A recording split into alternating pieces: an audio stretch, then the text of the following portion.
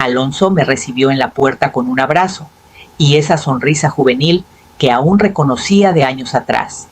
Su casa olía ligeramente a pollo asado con tomillo y entré sacudiéndome el aire fresco de la noche de mi chamarra. «Carla no va a venir», dijo rápido, mientras servía 2 copas de vino tinto. Tuvo que quedarse a terminar un pedido especial, algo de última hora para un cliente nuevo. Asentí. «No pasa nada», respondí, y era cierto. Nunca tuve un problema real con Carla, al menos no uno que pudiera señalar, pero siempre había algo en ella demasiado pulido, como si ensayara la amabilidad en lugar de sentirla de verdad. La cena fue cálida como un recuerdo conocido. Alonso contó anécdotas del trabajo, se rió de sus propios chistes y preguntó cómo iba el jardín. Escuché agradecida por el sonido de la voz de mi hijo, aunque noté que miraba su celular más de lo habitual. Cuando llegó el postre, un pay de frutos rojos de la panadería cerca de mi casa, mi teléfono vibró. Casi lo ignoré. Pero algo en el hecho de que Rosa nunca llamaba a menos que fuera necesario me hizo contestar. Su voz era un susurro. «Señora Mendoza». Alguien entró a su casa. Mi mano se cerró sobre el teléfono. «¿Cómo que alguien? Los vi entrar por la puerta de atrás», dijo rápido. «Cabello oscuro. Guantes». Pensé que era usted al principio, pero no encendieron las luces. Caminaban como si supieran a dónde iban. Me levanté de la mesa sin decir nada. Alonso me miró preocupado, pero solo le dije que necesitaba hacer una llamada rápida. Ya en la banqueta, marqué al 911, con los dedos rígidos por el frío y el susto. Cuando llegué a casa, las luces rojas y azules de las patrullas parpadeaban en la calle. La reja del frente estaba abierta. Los policías recorrían mi jardín con linternas y voces bajas. Mi casa, el lugar que guardaba décadas de recuerdos, de pronto se sentía como la de un extraño. Me aferré a la reja con la respiración corta y el corazón a 1000, mientras uno de los oficiales se acercaba y decía mi nombre. Los policías revisaron cuarto por cuarto, cuidadosos y metódicos. Uno tomaba fotos, mientras otro hacía preguntas que apenas podía procesar. Respondí lo mejor que pude, pero mi mente seguía atrapada en la misma imagen, alguien moviéndose por mi casa en la oscuridad como si fuera suya. Dijeron que el intruso ya no estaba. No había señales de entrada forzada, ni ventanas rotas, ni alarmas activadas. A primera vista, todo parecía en su lugar.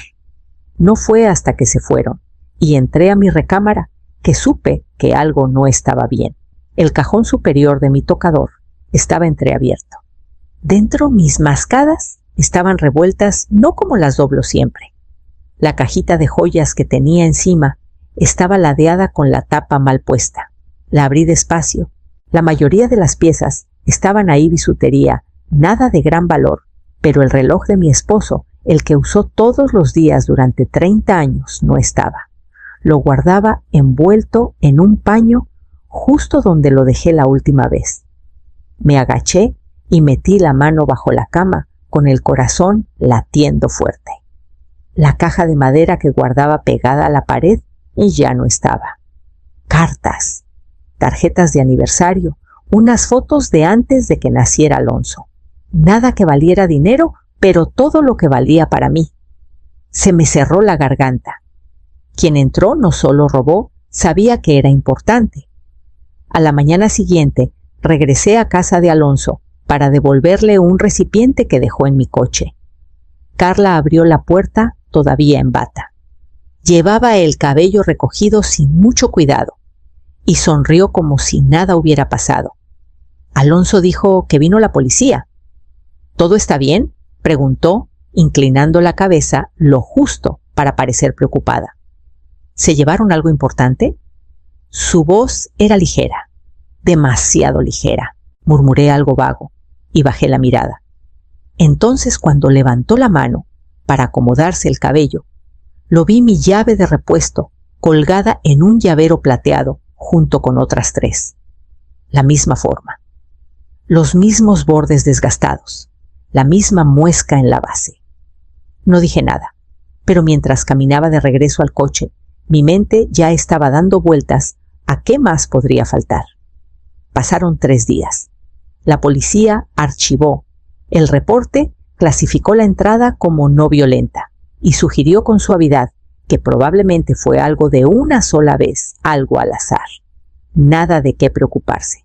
Aún así, me recomendaron cambiar las cerraduras. No lo hice. En cambio, comencé a observar. No eran cosas grandes, eran los pequeños cambios.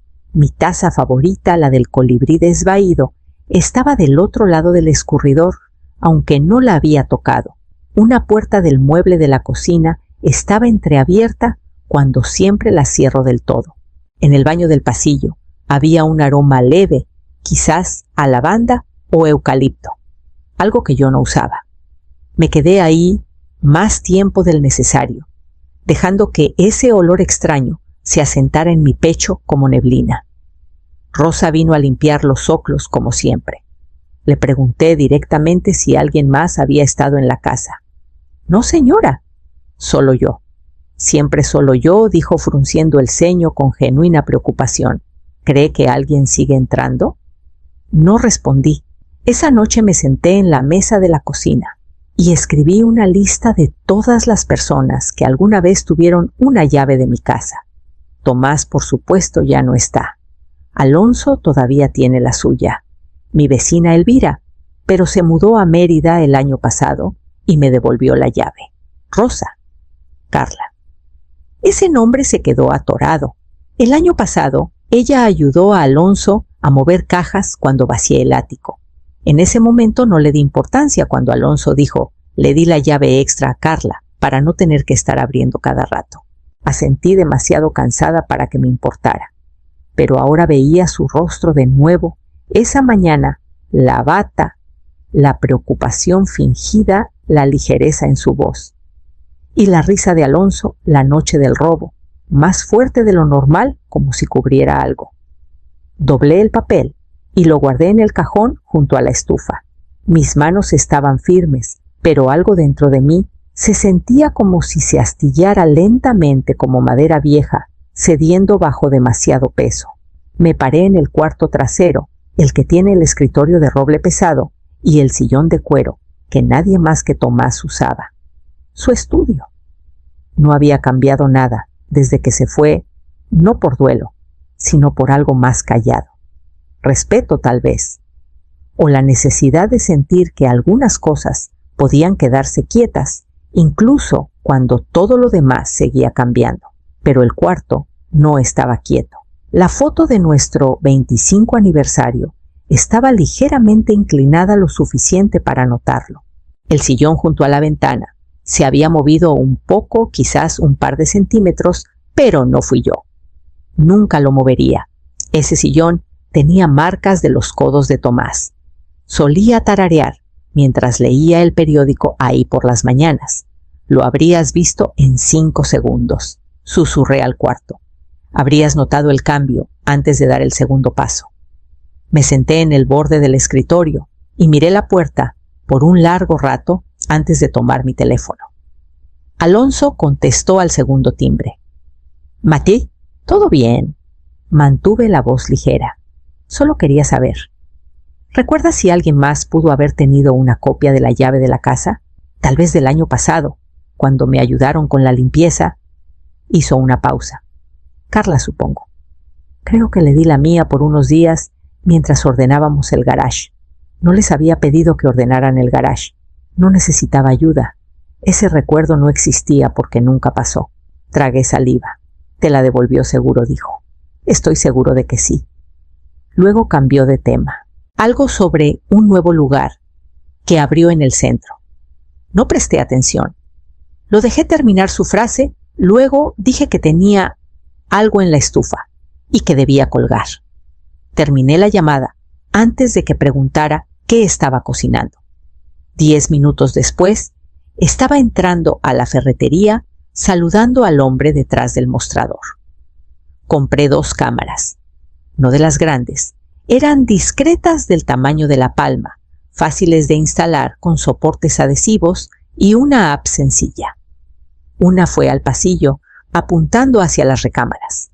La otra la puse en una esquina alta de la librera del comedor. Silenciosas.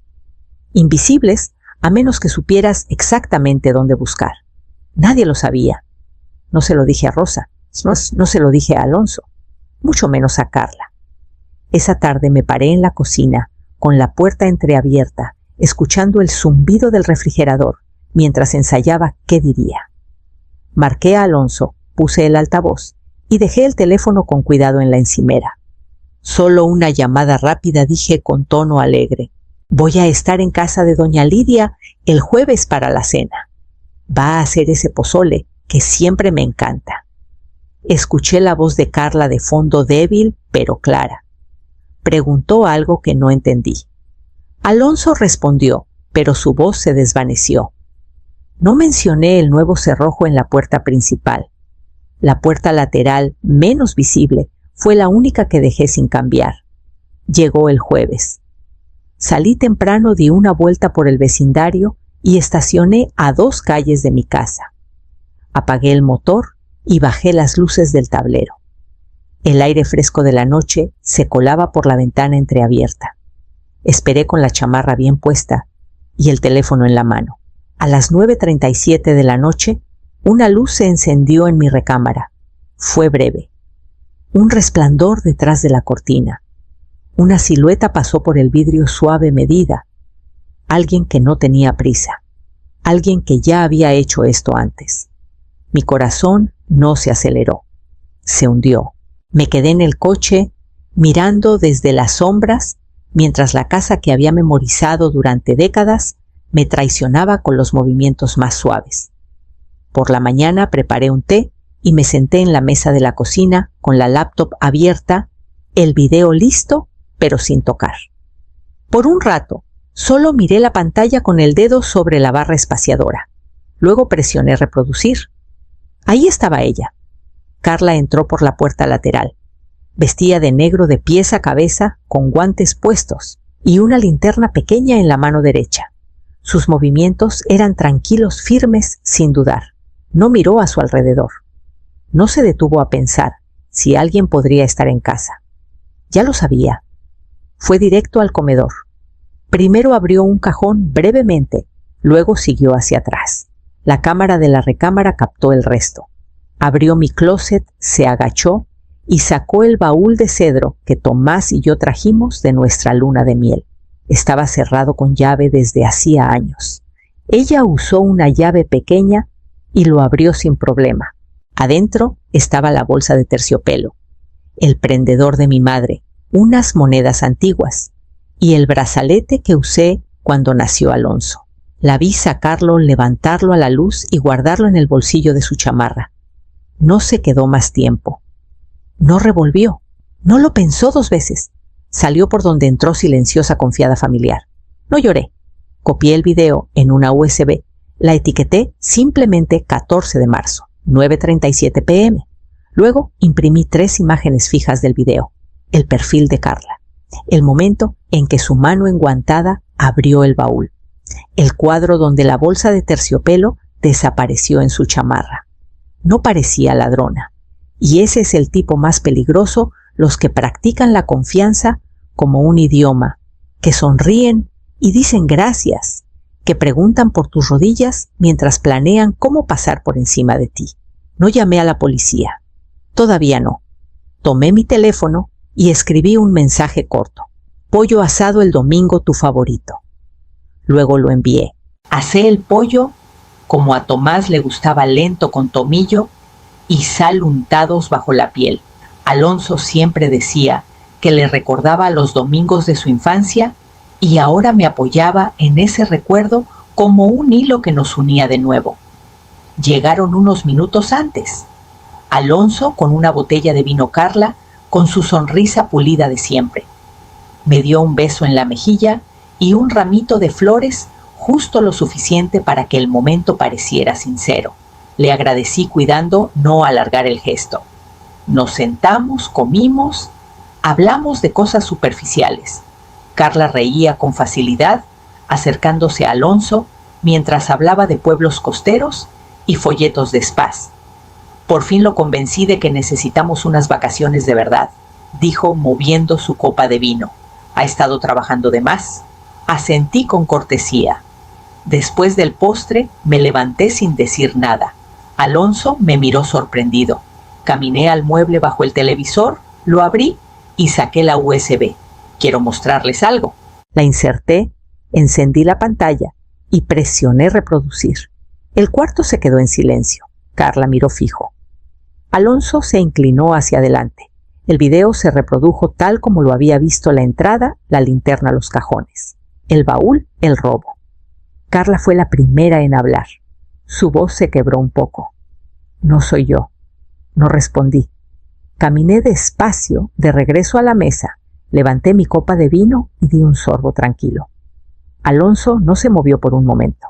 Luego empujó su silla hacia atrás, las patas rechinando contra el piso. Alonso me siguió a la cocina con pasos inseguros, como si el suelo bajo él hubiera cambiado de forma. Me dijo que necesitaba espacio para trabajar. Dijo en voz baja. Dijo que tú le diste permiso para tomar cosas viejas para un proyecto de joyería. Dijo que tú. Me giré despacio. ¿Alguna vez le preguntaste por qué tenía una llave de mi casa? Abrió la boca, luego la cerró. El silencio entre nosotros se espesó. Detrás de él, Carla estaba junto a la puerta principal con los brazos cruzados, pero los hombros hundidos. No intentó explicar. Ni siquiera levantó la barbilla. Su voz fue débil cuando finalmente habló. Me voy. Alonso no la detuvo. No dijo su nombre. Solo se quedó ahí, mirando el suelo. La puerta se cerró tras ella, pero el eco duró más que su presencia. Ambos nos quedamos quietos. Él se movió primero, frotándose las manos por la cara, luego apoyándose en el fregadero. ¿Por qué no me lo dijiste antes?, preguntó más bajo ahora, pero con un filo que no se había ido del todo. Tomé un trapo y comencé a limpiar la mesa lento y firme, un hábito más que una tarea. ¿Me habrías creído?, no respondió. Su peso se movió y podía sentir el espacio entre nosotros ensanchándose. Terminé de limpiar la última esquina de la mesa y doblé el trapo por la mitad, alisando los bordes con los dedos. Alonso seguía sin moverse. Caminé al refrigerador, lo abrí y lo cerré sin tomar nada. Mi pecho se sentía vacío y lleno al mismo tiempo, como si hubiera hecho espacio para el dolor, pero no supiera dónde dejarlo. Alonso se quedó otro minuto, luego salió al porche. La puerta no se cerró del todo tras él. No lo seguí. En cambio, apagué la luz un interruptor a la vez y dejé que el silencio llenara todo lo que él no dijo. La oficina de la abogada era fría, como lo son todas las oficinas con aire acondicionado y un silencio pesado.